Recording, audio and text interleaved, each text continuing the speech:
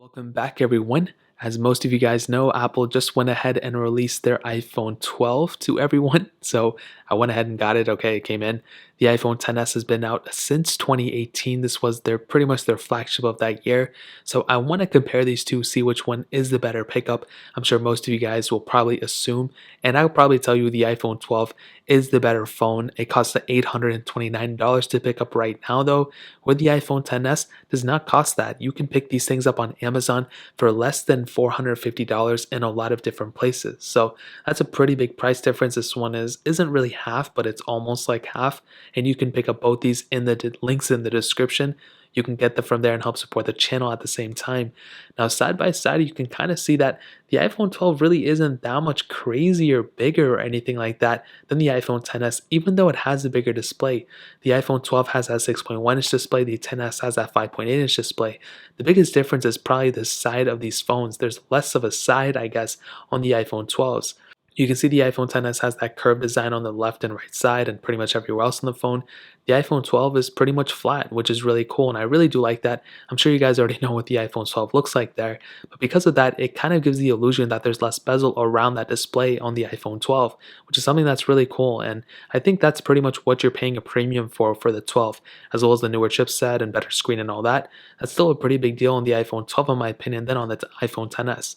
Now, staring at the front screens, the iPhone XS had that 5.8-inch panel, like I said. It was a Super Retina OLED display. It was 1125 by 2436, and for the most part, like I said before, it was a pretty good looking panel. Anything I did with it at all, it did the job done. It got it right. Like, I didn't really have any problems with this. I think the iPhone X's display was really good too. You have True Tone on it, and you actually had 3D touch on it, which is something I kind of miss. You have iOS 14 on it, which kind of, I guess, only takes in haptic feedback, it looks like. No, I guess you can still force touch. But yeah, I think iOS 14, I think iPhone XS display and everything was great, and True Tone really helped it out a lot. The iPhone 12, though, I think kind of does take it to the next level. I think, with that 6.1-inch display, it's an OLED panel now, and it's 1170 by 2532. So it technically is a higher resolution for the most part, and you actually do have, more pixels per inch on an iPhone 12 than on the iPhone XS.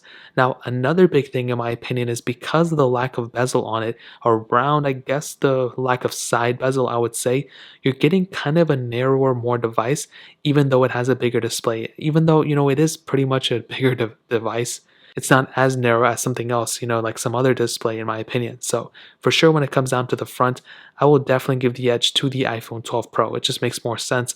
Maybe the iPhone XS is pretty much up there too, but if you like a smaller phone, get the XS. I don't think one is way better than the other one, but that is something that I would probably note. Now, in terms of thickness, you can easily tell that the iPhone XS is, it kind of feels a little bit thinner at first, but I think that's mostly because the iPhone 11 is the flat-sided one. So some people may prefer the curved one. A big advantage of the curve is that it kind of feels a little bit thinner in your hand, which is something I've always found. Devices like the Galaxy S20s and OnePlus 8T Pros and phones like that, they curve on the sides to make it feel thinner. The iPhone 12 just kind of, is flat, so it may feel a little bit thicker, so kind of keep that in mind.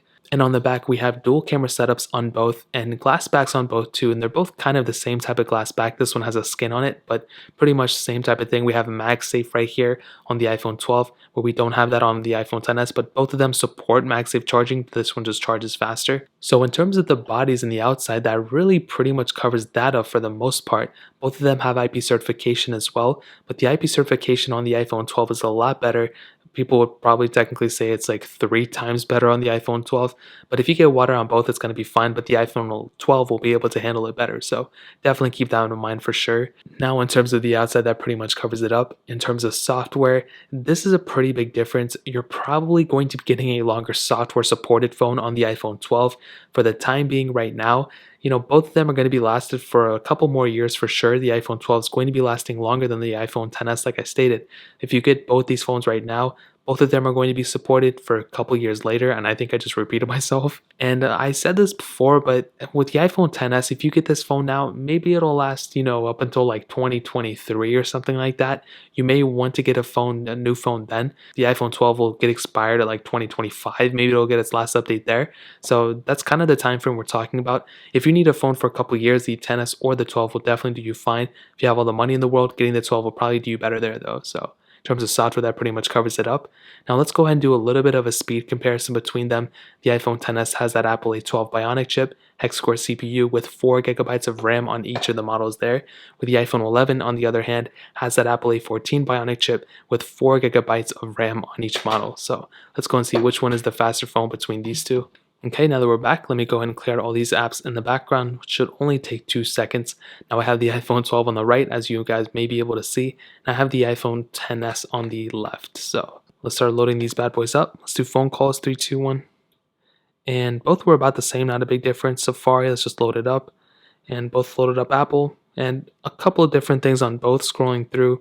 They both have a couple of different panels on them for sure, but let me go ahead and refresh these pages. And as you can see, they're about the same. Scrolling through, they're about the same. Maybe I don't really think one is way better than the other one here. Music 3, 2, 1. And about the same here too. This one does have to load up this one, which kind of takes a while. I don't know why. App Store 3, 2, 1.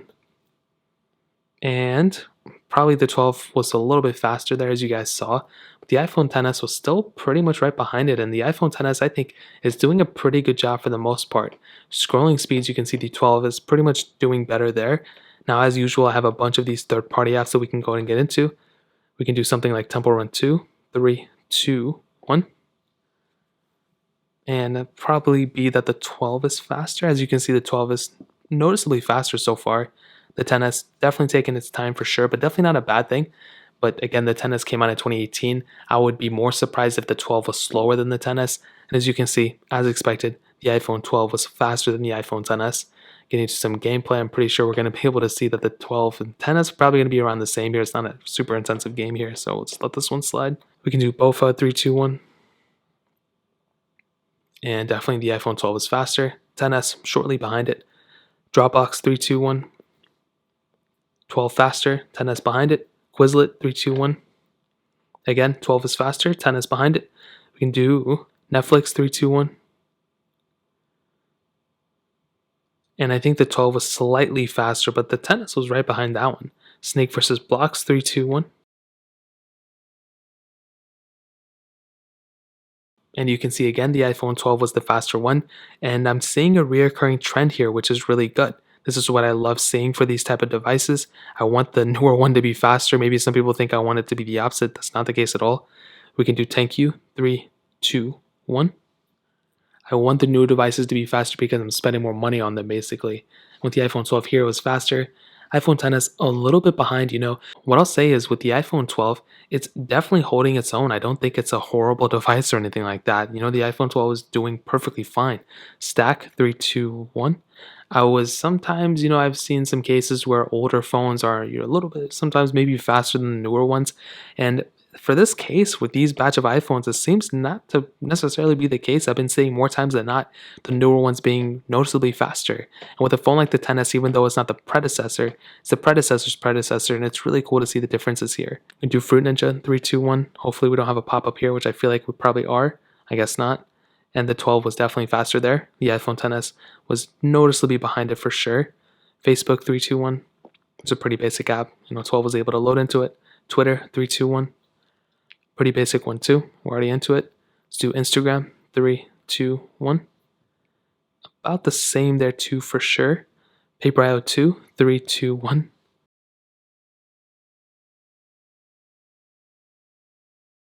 And the 12 was faster, followed by the iPhone XS. I almost called it the iPhone 11. And you can see they're about the same here too. Not a really big gaming difference. Maybe the 12 is a little bit smoother there, but I'll let you guys kind of be the judge in this case. And we can end it off with Real Racing 3, 3, 2, 1.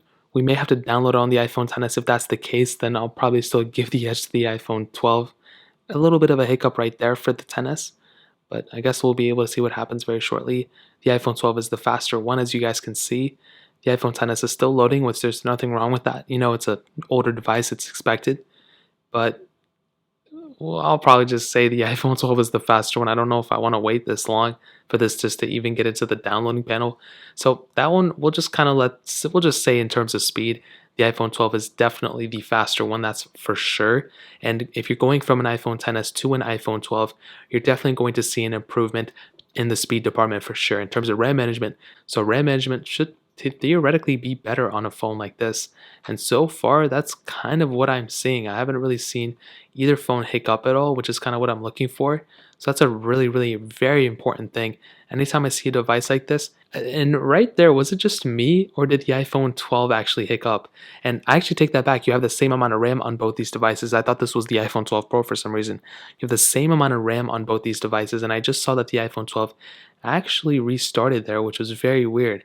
And I want to see if I can replicate that. I don't know if I'm going to be able to, but I'm going to try one more time. And if it does, then we're going to have a huge problem. Okay, both look about the same. Let's go into the next one. Okay, this one restarted. So maybe it was just a one-time thing.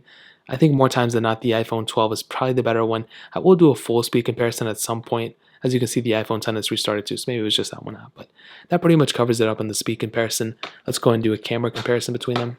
And as stated before, this is just a quick one. I'll probably do a full one very soon. But you have 12 megapixel cameras on both. You have an ultra wide sensor on the iPhone 12 though, where you have a single telephoto lens on the iPhone 10s. So you have an ultra wide sensor, telephoto lens, both wide angle lenses here, all 12 megapixel sensors on both lenses. Now looking at the UIs on both, you can see that they look kind of the same, and you're obviously able to see that there's already a little bit of difference between them. This color kind of looks a little bit brighter, a little bit more warmer. The iPhone 10s looks a little bit different, not a bad thing or a good thing, just kind of something I noted.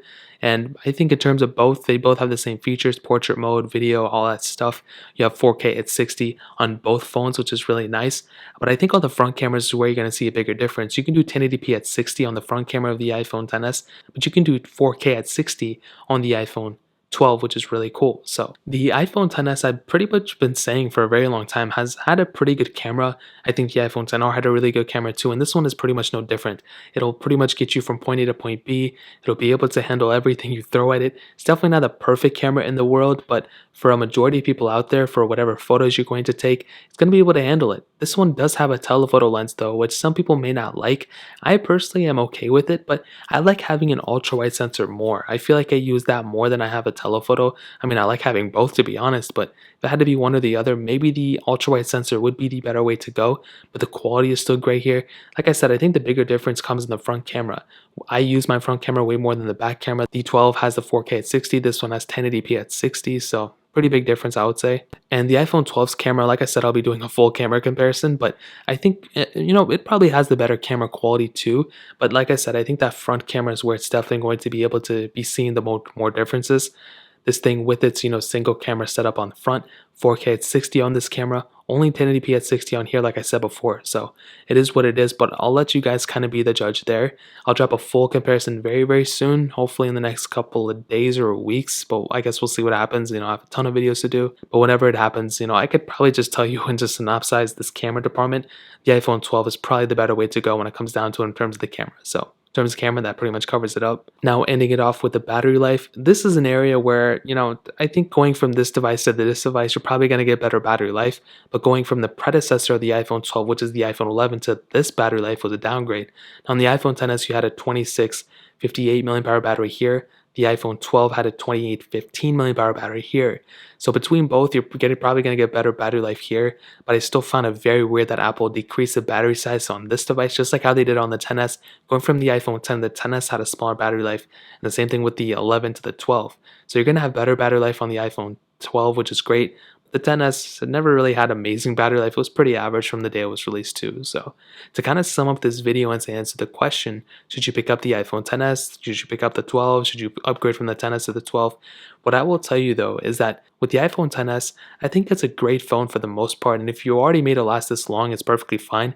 I feel like the only times the iPhone 10s kind of falls flat on its face is probably around the battery life department, and maybe in terms of the performance, but the performance really wasn't that bad. I don't even have a problem with it.